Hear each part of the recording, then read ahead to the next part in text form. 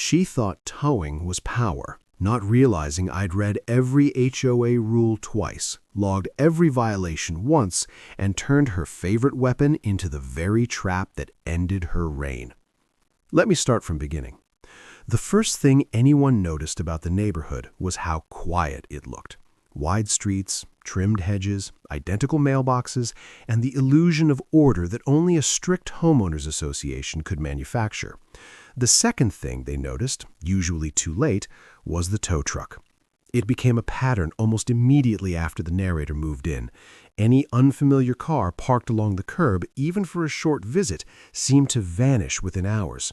At first, it looked like coincidence. Then, it looked like enforcement. Eventually, it felt like harassment dressed up as compliance. Visitors learned quickly that coming over required luck. Friends stopping by for dinner would text from down the block, wondering if they were allowed to park. Delivery drivers double-parked with engines running, afraid to step away. Family members visiting for a weekend developed a habit of peeking through blinds, checking whether their car was still there. The common thread was always the same neighbor.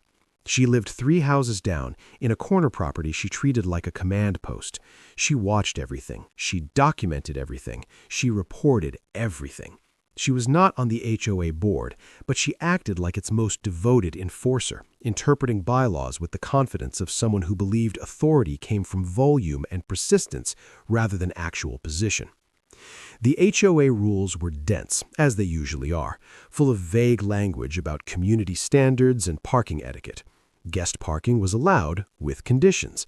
Those conditions were rarely enforced evenly, and enforcement depended almost entirely on complaints. That loophole was her playground. Any guest car she didn't recognize became a target. She photographed license plates, time-stamped curb positions, and sent reports to the HOA management company. From there, tow trucks were dispatched without verification. The tow trucks arrived fast, efficient, and unapologetic, treating the neighborhood like a private impound lot. The narrator tried patience first. They assumed reason would eventually prevail, that surely the HOA would notice the pattern of abuse. They logged complaints through official channels, submitting dates, times, and proof that guests had every right to park. The responses were slow, generic, and ultimately useless. The neighbor, meanwhile, escalated. She began calling towing directly, citing HOA authority she did not have. She claimed emergency violations, fire lane obstructions that did not exist, and fabricated time limits. Each tow created frustration, embarrassment, and financial loss for innocent visitors, none of whom wanted to return. The final straw came when a close family member visiting from out of town had their car towed within 40 minutes of arrival. The narrator watched the truck hook the car from their window, powerless to stop it in time. The aftermath involved fees, paperwork, and a long drive to a distant impound lot. It was not just inconvenient, it was humiliating. That was the moment the narrator stopped reacting and started planning. Instead of fighting the system directly, they studied it. They requested the full HOA parking policy in writing. They read every clause, footnote, and enforcement guideline. They noticed something important buried deep in the text. Guest parking was permitted with proper authorization. Authorization could be issued by homeowners. Documentation was required if challenged. More importantly, reports of violations were supposed to be logged, verified, and reviewed for patterns of abuse. The HOA relied on complaints, but it also tracked them. The neighbor had been filing dozens. The narrator realized something critical. The system wasn't designed to handle someone weaponizing it, but it was designed to collapse under scrutiny when misuse was documented properly. They began collecting evidence, dates, tow records, license plates, visitor confirmations. They mapped every tow to a complaint, every complaint to the same source. They documented how quickly tow trucks arrived after her reports and how rarely any other enforcement action occurred without her involvement. At the same time, they prepared the trap. They printed official guest permits, complete with HOA-approved formatting. They laminated them. They issued them to every visitor, carefully logging each one. They followed the rules more precisely than anyone ever had. And then they waited, because they knew she wouldn't stop. The neighborhood remained quiet, but tension simmered beneath the surface. Tow trucks still circled, the neighbors still watched, and the narrator smiled, knowing the next tow would not be a loss. It would be evidence. The stage was set, and the system she abused was about to turn inward. The next chapter would begin the moment her favorite tactic finally failed.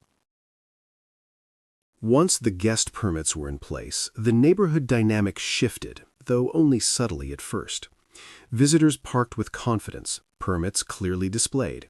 The narrator logged each visit with meticulous precision, creating a paper trail so thorough it could withstand any scrutiny. The neighbor noticed immediately. Her behavior intensified. She patrolled more frequently, lingered near guest vehicles longer, and took more photographs than ever. But the permits complicated her routine. Each report she submitted now conflicted with visible authorization.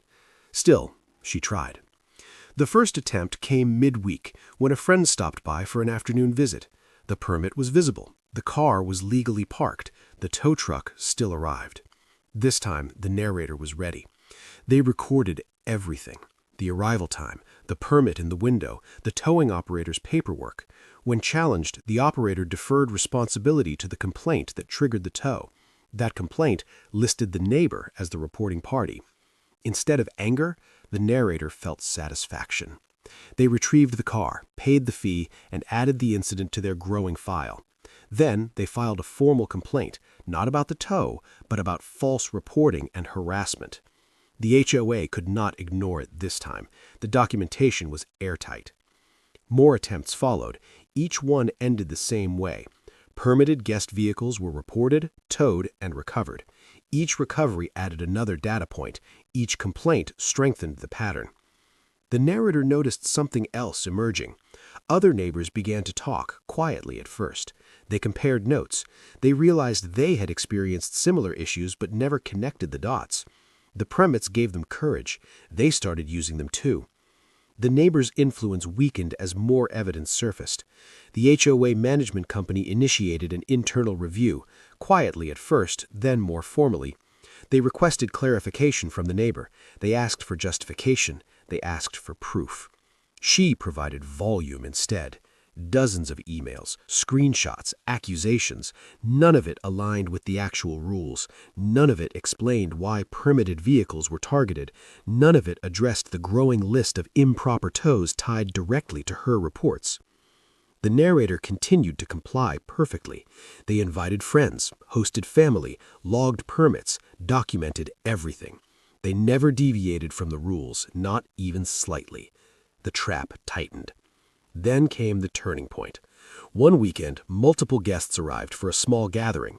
Every vehicle was permitted. Every rule was followed. The neighbor reported all of them. Multiple tow trucks arrived. Multiple illegal tows occurred, and multiple complaints were filed simultaneously, all pointing to the same source. The HOA could no longer treat it as a misunderstanding. They suspended towing privileges pending investigation. They contacted the towing company directly. They reviewed the neighbor's history. They discovered she had been misrepresenting her authority for months, possibly years. The narrators submitted their complete file. It was overwhelming. Charts, timelines, copies of permits, tow invoices, HOA correspondence, everything neatly organized and labeled. The HOA responded with something rare: accountability. They issued a formal notice to the neighbor, citing abuse of the complaint system, harassment of residents, and financial harm caused by false reporting. They revoked her ability to file enforcement requests without verification. They warned of fines and potential legal consequences. The towing company was instructed to disregard any future reports from her unless submitted through official HOA channels. The neighbor did not take it well. Her surveillance stopped abruptly. Her emails ceased. Her presence faded. The neighborhood changed. Visitors parked without fear. Tow trucks disappeared. The illusion of order became something closer to actual peace. But the story wasn't over yet, because the HOA had one more step to take, and the neighbor had one last mistake to make. The final chapter would begin when consequences finally arrived at her door. The official HOA meeting took place quietly, without spectacle. but its outcome rippled through the neighborhood. The neighbor was found in violation of multiple policies, not for parking, but for misuse of authority she never possessed. Fines were issued, restrictions imposed. Her record, once padded with complaints, now stood as evidence of misconduct. The narrator watched from a distance, satisfied but not smug. The goal had never been revenge, it had been peace. The HOA updated its procedures. Anonymous complaints were restricted. Verification became mandatory. Tow requests required board approval except in true emergencies. The system adapted, hardened by exposure. The neighbor adapted poorly. Without the power to tow, she lost interest in surveillance.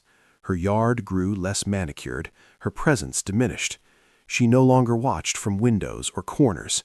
She became just another resident, stripped of imagined authority. The narrator continued living quietly, permits still ready but rarely needed.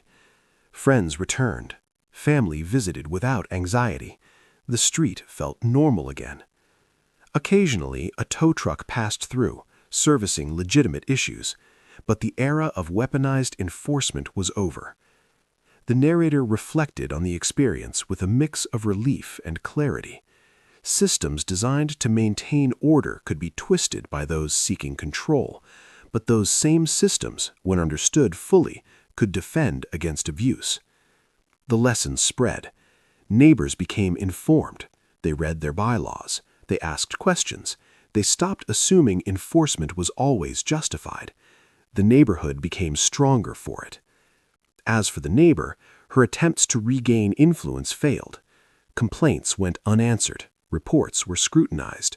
She faded into irrelevance, a cautionary tale whispered during block gatherings and HOA meetings. The narrator never confronted her directly. There was no need. The documentation spoke louder than any argument ever could. In the end, the tow trucks stopped coming, not because rules were ignored, but because they were finally respected. And that was the true victory. The story ended not with confrontation, but with silence. A quiet street, parked cars, visitors welcome. The kind of ending no tow truck could ever take away.